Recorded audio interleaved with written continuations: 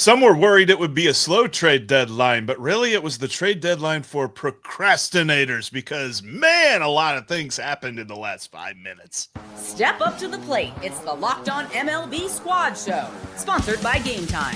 From the Dodgers to the Astros, the Mets to the Rangers, and everyone else in the league, with the experts of the Locked On Podcast Network bringing you the most comprehensive breakdown of all the action around the horn. We're coming in spikes up. No hurt feelings allowed, so squad up. Welcome into the latest edition of the Locked On MLB Squad Show. We have a packed squad for you here today because joining me is Brian McKeon from Locked On Yankees, Brandon Warren from Locked On Twins. Moment of silence for him. Okay, well, we also have Justin Latta from Locked On Guardians, Michael Ballantyne, our brand new Locked On Diamondbacks host, is joining us as well, Gary Morgan from Locked On Pirates, Booney from Locked On A's, Eric Heisman from Locked On Astros, and of course, the man himself, Sully from Locked On MLB is here, and I'm your host. I am Jeff Carr, one half of Locked On Reds and the Locked On MLB channel manager, and my goodness, there were so many trades, and they all happened within like the last 35 seconds of the trade deadline. So like from 5:59 p.m. Eastern time to 6 p.m. Eastern time, I think every team moved someone, including the Diamondbacks to the Brewers, for literally cash. And maybe they got a couple of I don't know. Did maybe the Brewers they sent them spotted cow? They sent spotted cow down to Arizona. But we're going to get into everything because we're going to talk about who got the best at this trade deadline. We're going to talk about who's the most frustrated and everything in between. And it's all brought to you by Gametime. Download the Gametime app today and create an account and use the promo code LOCKEDONMLB to save $20 off your first purchase. All right, guys, who improved the most? I mean, the Padres acquired a whole new team, didn't they? Yeah, I feel, and they got rid of an entire farm system in the process. So they're better now, but 2028, well, there won't be baseball in 2028, so we won't even worry about that. Yeah. I'd actually sit here and say that I think my team improved the most with the Yankees. Yeah. And I would fight you with the Padre one only because the Padres, like you said, made their future significantly worse. They traded away all their top prospects. The Yankees got 7 new players, revamped their entire bullpen and their entire left side of their infield. And while doing that, didn't give up a prospect better than their 8th prospect in the system. Like, I don't think you could have had a better deadline than that. You cleared cash in the future. You got guys that are under control for more years. Like, the Yankees also didn't acquire a single player whose contract is expiring after this year. I think they had an unbelievable deadline, to be honest. And I'm not just saying that as a Yankee fan.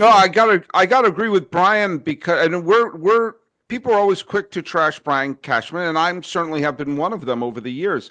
But And again, you cannot declare a winner of the trade deadline the day of the trade deadline because a few years I did Locked On, and no one was saying in 2021, "Oh my God, the Braves! They got Eddie Rosario, they got Jock Peterson, they got Jorge Soler. They cleaned up.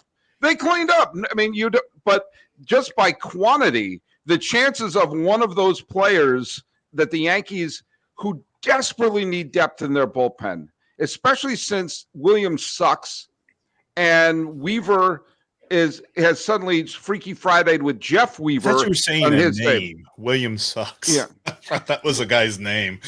Yeah. Jeff Weaver, man, that's a throwback. Jeff Weaver, yeah. Like, just in Sully, before you go, both of those guys, by the way, Williams and Weaver, both are pending free agents. So, and the 3 bullpen arms they picked up are all extended through next year. And McMahon has already shown that he is, first of all, he is a human being who could play third base, which is an upgrade from no human beings who could play third base.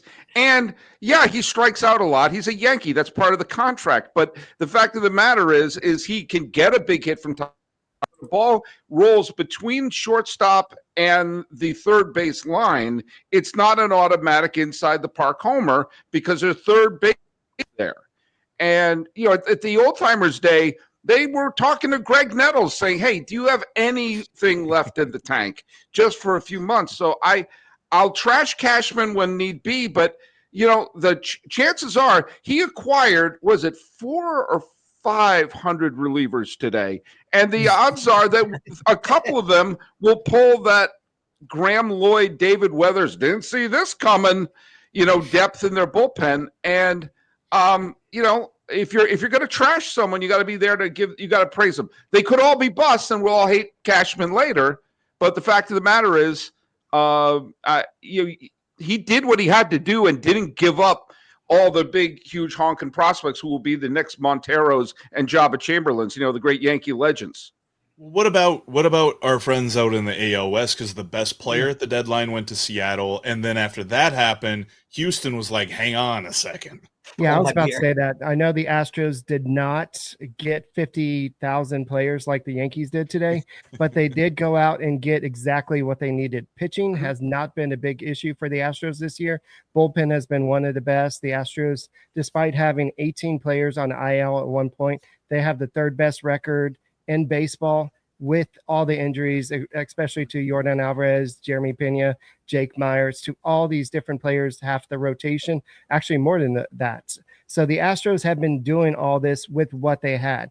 The biggest weakness has been the offense all year long, and Dana Brown did all this, brought back Carlos Correa. We'll talk about what they did with the Twins. I still don't understand it. We'll talk about that in the second segment.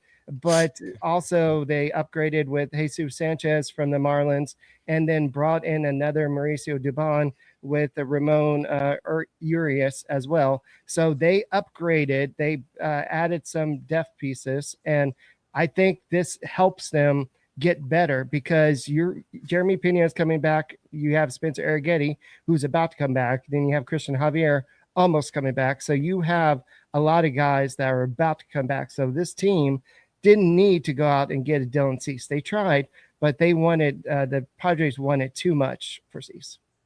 Yeah, West they had to replenish their farm system. The year. It's true. Yeah. You know what I'd say too is what was very interesting about this deadline is you generally get the sense that teams are trying to get things done a little bit in advance. Sometimes it seems like they get it started maybe a week in advance or so. That didn't happen here. The teams that wound up trading early on wound up paying higher prices than the teams that waited longer. Yeah. The teams that waited longer paid significantly less for players than teams. And I take it back to not to go after the Mets as a Yankee fan, but the Mets, what they paid for Tyler Rogers out of the Giants was significantly more than what the Yankees paid for Duvall. Significantly more. And I would debate Duvall as the better pitcher. Okay. If you guys saw that, I don't understand how teams paid so much less the longer they waited. I'm sorry, Murray. I'll jump in for a second, Brian, because I'm in the Bay Area right now. And I don't know if you're hearing, there's the fireworks going on right now. And there's a giant parade because Doval was traded. There's a big rally going in the city because it's I haven't seen happiness like this since New Year's Day 2000. They hate, I've seen his main job on the Giants is to blow saves. So, but a change may do him good, as Elton John sang in Get Back Honky. Well, I'll trust Matt Blake with him, but I'm sorry. Anytime I have the ability to get a guy that with a 3 ERA that throws 147 miles an hour, I'll take him any day. It's actually 147 into the bay is what it is. But anyway, that's fine. It's fine. On paper, that trade looks pretty bad. And I'll say I was probably one of the highest people on Drew Gilbert out of the draft last year. I think on paper that's a more of a hot move than it is overall. I mean, Drew Gilbert's going to be fine. I think Blade Tidwell is going to be a reliever, but those guys were just pieces parts. And the Mets really did improve their bullpen, and they did it. They did it while avoiding trading Jonah Tong. They didn't trade Carson Benj. Their farm system is still intact. They had a farm system that's ready to attack. Like I think the Mets and the Padres are right up there improving their bullpen with the Yankees. The only thing on the Mets is you didn't go out and get a center fielder, and they needed one. Cedric Mullins. Well, I said a center fielder. Cedric Mullins has playing like a 700 OPS this year. He has not been effective at all. I know he's a name we all know, but he's one of the reasons that the Orioles have been playing so poorly this year. I don't know if that's as big of a move as they consider it. Eddie Rosario, Jorge Soler. Yeah.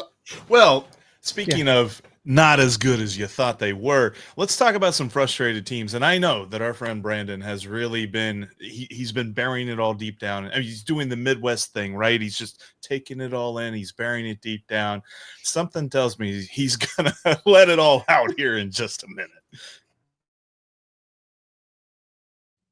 Time to fuel up and turn it up with 5-Hour Energy Transfusion. It brings the bold grape, lime, and ginger flavor of your favorite golf drink, minus the alcohol, into a quick, energizing shot. Whether you're sinking birdies or just making memories with friends, this one's a hole-in-one for your energy game. Let's be honest, some days on the course or off it, you just need that extra boost to stay sharp and energized. I mean, I was down in Kiowa a couple of weeks ago playing golf in the afternoon in South Carolina. Yeah, I was like 95 with 105% humidity, needed some energy. 5-Hour Energy absolutely came in clutch. If you go to 5hourenergy.com today, that's the number 5hourenergy.com, you can use the promo code LOCKEDONGolf to receive 20% off your order. This offer is only valid until September 30th on one order and cannot be used with other promotions. The code is not good on subscription orders. Whether you're meeting up with friends or trying to turn 18 holes into 36, those are some fun days too. Get the energizing boost you need to power through. Order transfusion flavored 5-Hour Energy shots today. Your favorite team has a Locked On podcast, whether you are a fan of the Yankees, the Twins, the Guardians, the Diamondbacks, the Pirates, the A's, the Astros, the Reds, and so many other teams in between. And if you're just a fan of baseball, Sully's here for you as well. Make sure you become an everydayer and make us part of your everyday routine. First listen, all that good stuff. All right, so we talked about the teams that got better. There are some teams that I think are frustrated, and I don't necessarily know if frustrated is the right word, but my Lord, the Minnesota Twins have a major league roster now, right, Brandon? Debatable. It's ravaged. I mean, what was it? 10 of 26. So I'm not great at math, but that goes down to 5 of 30. You're over 33%. And it's just a lot of pieces that I don't know how it's going to all fit together. I think if you look at each trade individually, like they each kind of make sense to some form or fashion, but the overarching theme seems to be the ownership group saying, sticking up basically a big middle finger to the fans. I think Alan Roden could be a pretty nice player. I'm looking at his stat line right now in AAA, and he's mashed everywhere he's been with the exception of Toronto this season. They got some pretty good prospects, 6 guys in their top 30, and it was a pretty good top 2 or 3 to begin with. Then they get number 4, 6, a couple in the teens, a couple in the low 20s. They got some big league help in James Outman, who was a good player when the Dodgers actually gave him a chance. When they sign guys, kind of pushes the fringe guys off to not really get much playing time. So, I mean, in isolation, each of these trades has different aspects of okay, I kind of see the vision.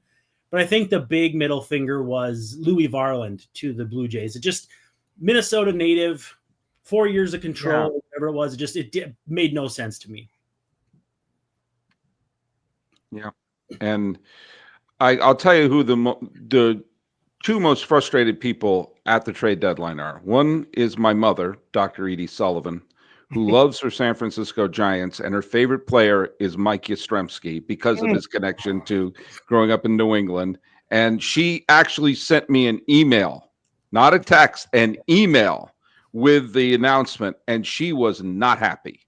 You made Dr. Edie Sullivan unhappy. She said they traded Mikey. She doesn't call him Yaz. She calls him Mikey.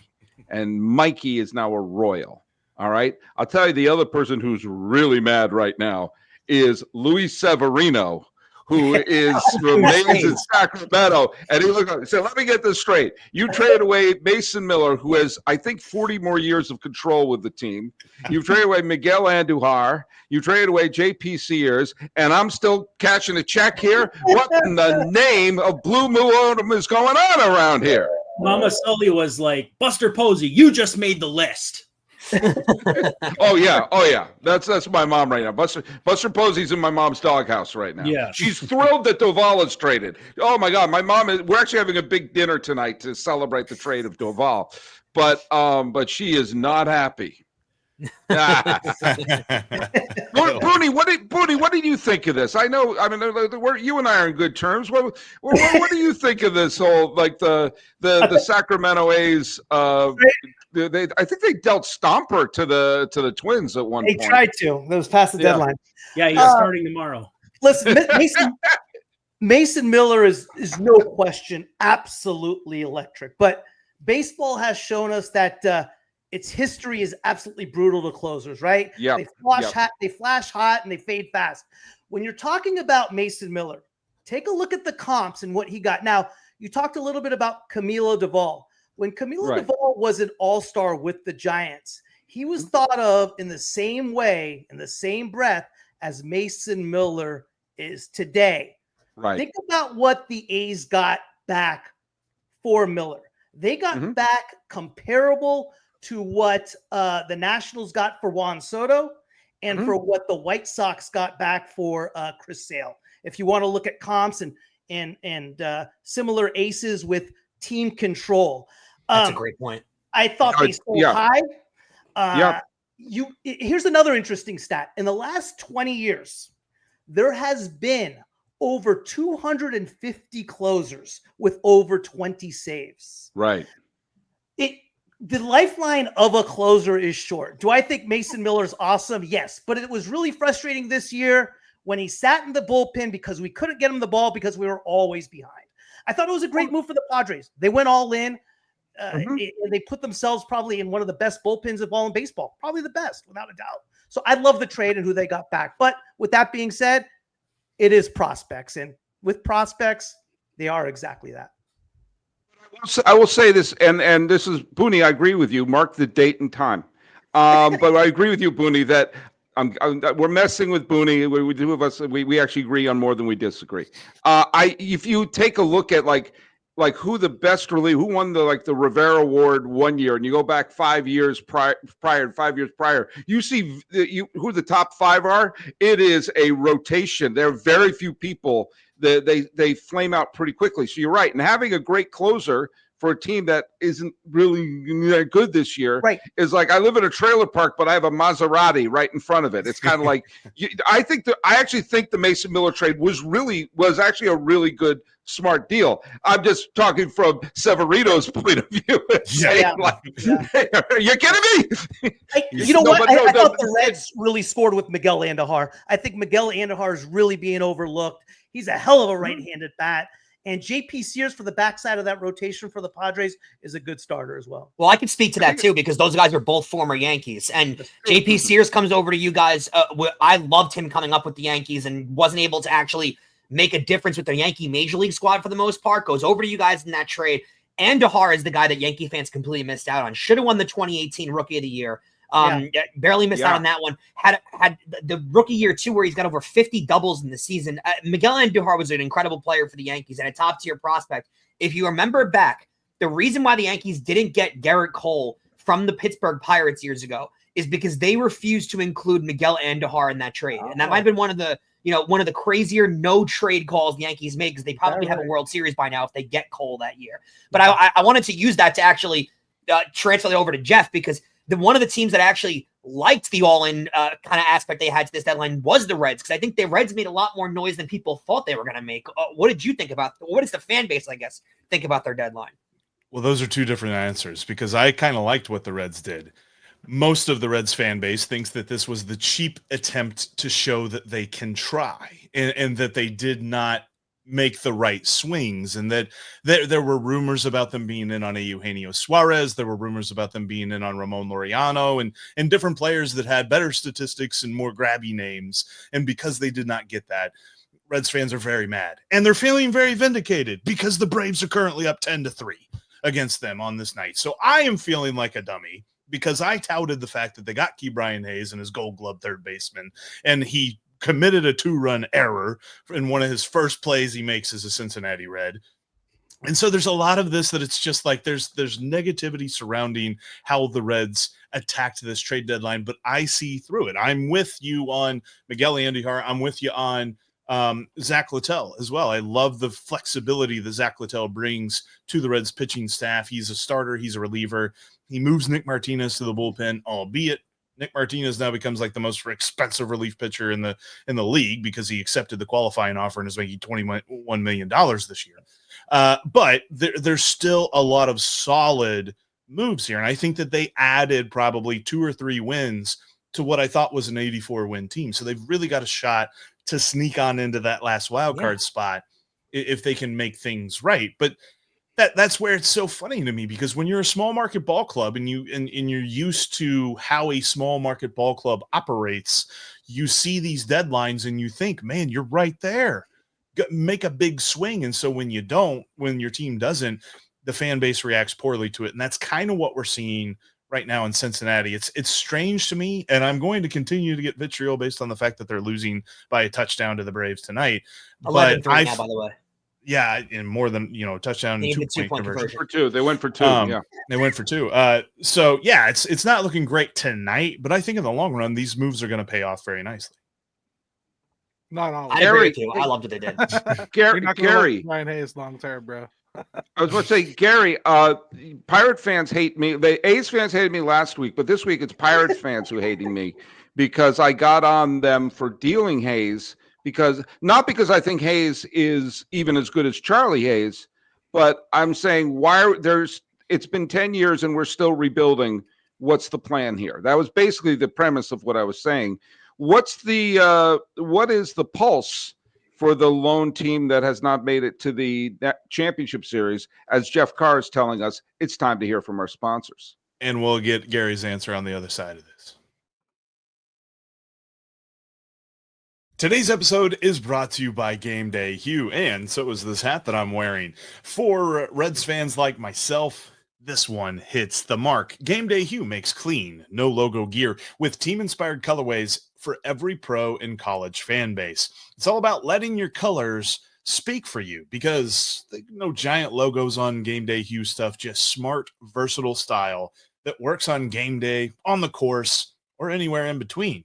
Quite frankly, I love wearing this game day hat. It's a Gameday Hue hat. It is so comfortable, very breathable, keeps my head cool, and keeps me looking stylish no matter where I'm going. Plus, got this awesome Gameday Hue golf glove. This thing even smells like a hole-in-one. Check out Gameday Hue today. Right now, you can get 15% off with your code MLB15 at GamedayHue.com. That's GamedayHue.com. The code even stacks on bundle deals, so now's the time to load up. Let your colors talk, because colors speak louder than words. That's GamedayHue.com and code MLB15. Got a wardrobe change in there because I love that Gameday Hue hat, but man, this Speedway Classic this Saturday is going to be popping, and I had to wear my Speedway Classic hat for this squad show. Anyway, thank you for checking out today's Locked On MLB Squad Show. Make sure that you listen to your favorite Locked On MLB show, because when you're in your feed, every single podcasting app out there, check us out today. All right, Gary, your thoughts? We've been in a state of confusion pretty much all season. Ever since they fired Derek Shelton and held on to Ben Cherington, we've had questions as to what exactly we're doing, who's in charge, who's making decisions. Is he a lame duck? Is he not? What is their plan? They came out and formally told us 2026, so I have absolutely no way to go except for to grade them on a curve with this trade deadline. They said they were trying to get better in 2026, and absolutely nothing they did will do any such thing. The trade that the best player they got, I think, is who we got from the Yankees, their number 8 prospect catcher. So far, probably won't be by the time he gets here from everything I've seen. Flores, I'm thinking we're looking at a guy who's maybe going to be a DH on a team that's never going to have an opening at DH until they let Andrew McCutcheon retire. We are frustrated. I thought Brandon was going to be the most angry one here. Derek Shelton did a nice job on his trade deadline coverage on the SiriusXM app, though, today. He was talking with CJ Nitkowski, and he did a really nice job. So I obviously have some experience with him. He was the Twins bench coach when I used to cover games under Rocco Baldelli, but he might have a future in this media thing. I can tell you this on Perez. Everyone seemed to like him. The problem is the Yankees had so much depth when it comes to catcher in their farm system. And the only bad news I can give you, Gary, is the fact that Yankees catchers in their farm system tend to get fairly overrated, because they have so many and people think they're going to be so great. And then they come up and they're Austin Wells, who is really highly touted, but is hitting 218.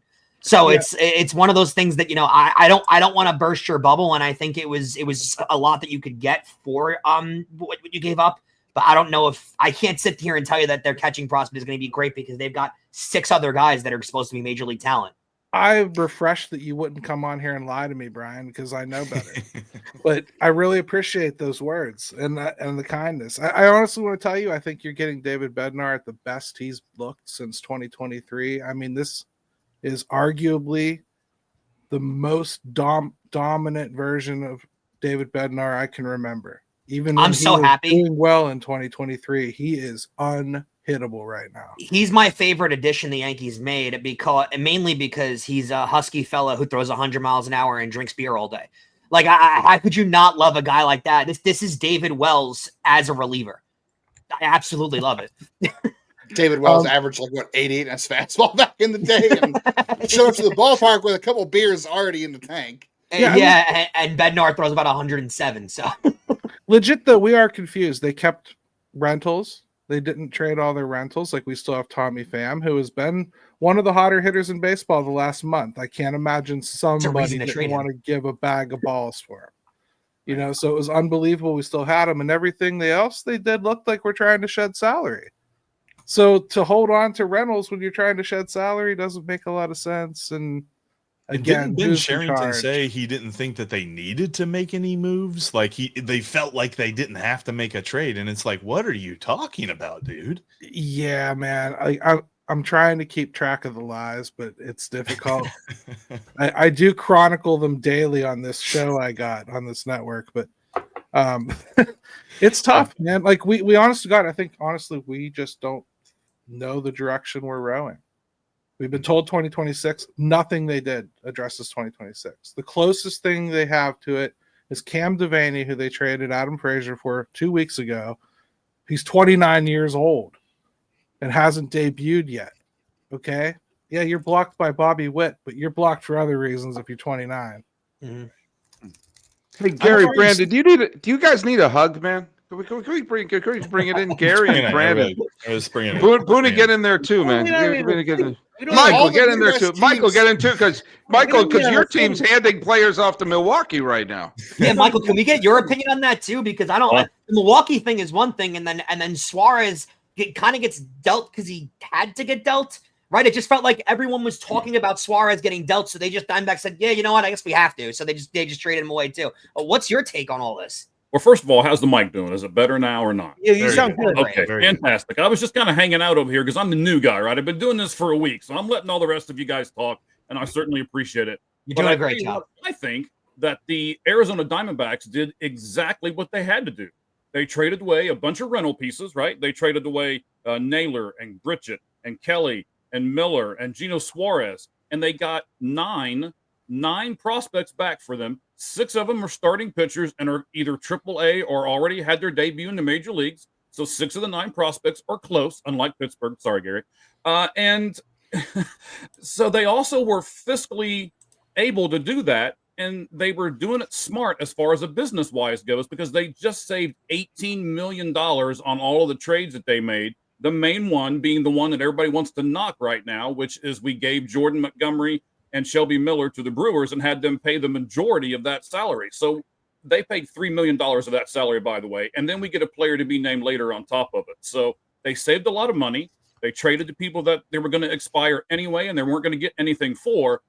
And the last thing I want to say is this, and I'll let you guys kind of go from there. They did keep Zach Gallen, and a lot of people are like, why'd you keep Zach Gallen for? Well, they can do a qualifying offer for Zach Gallen, and then once he either rejects it or takes it, wouldn't you, if you're Zach Gallen, you've got a 6.66 ERA, wouldn't you sign and take that qualifying offer and try to get yourself, a comeback year and then get another contract later on, 4 or 5 years for big money? So I honestly think the Diamondbacks did everything right.